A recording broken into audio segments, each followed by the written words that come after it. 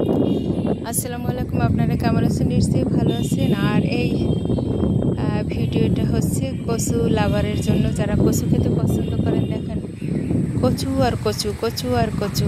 কচু তো জানেন আপনারা প্রচুর পরিমাণে আয়রন আছে এবং চোখের জন্য খুবই ভালো।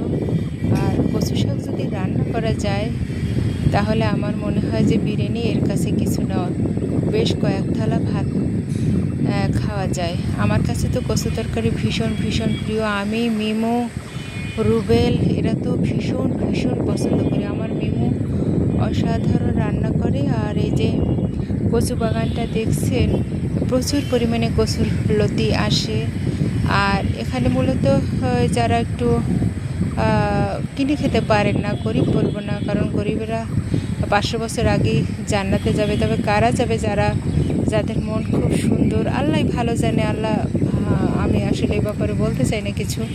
তো এই যে কচু শাকটা দেখে তো মন ভালোই হয়ে গেল। কিন্তু আমার বাবলুর ছাদ বাগানে অনেক অনেক ধরনের কচু শাক আছে, কারণ আমি আবার ওই যে ডোবা নালা সেখানের খাবার খেতে চাই না।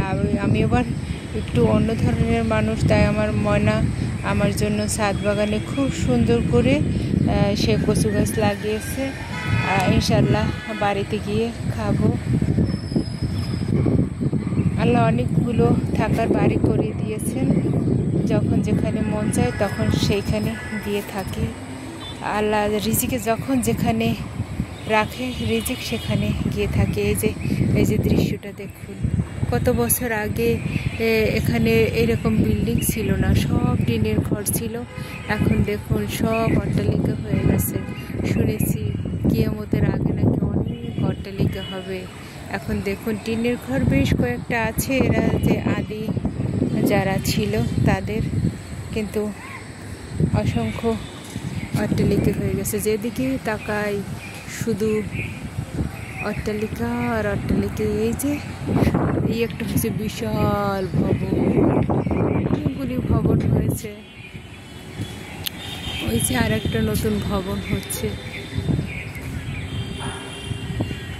দ্রব্যমূল্যের এত দাম, কিন্তু মানুষ কী করে এত পরিমাণে ঘরবাড়ি তৈরি করে আমার জানা নেই।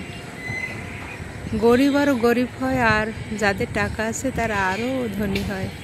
যাই হোক, আশেপাশে গরিবদের সাহায্য করবেন, হাসি মুখে কথা বলবেন, ভালো থাকবেন, আমার জন্য দোয়া করবেন। আমি আপনাদের জন্য, সবার জন্য দোয়া করি। ভালো থাকবেন, সুস্থ থাকবেন। আল্লাহ হাফেজ।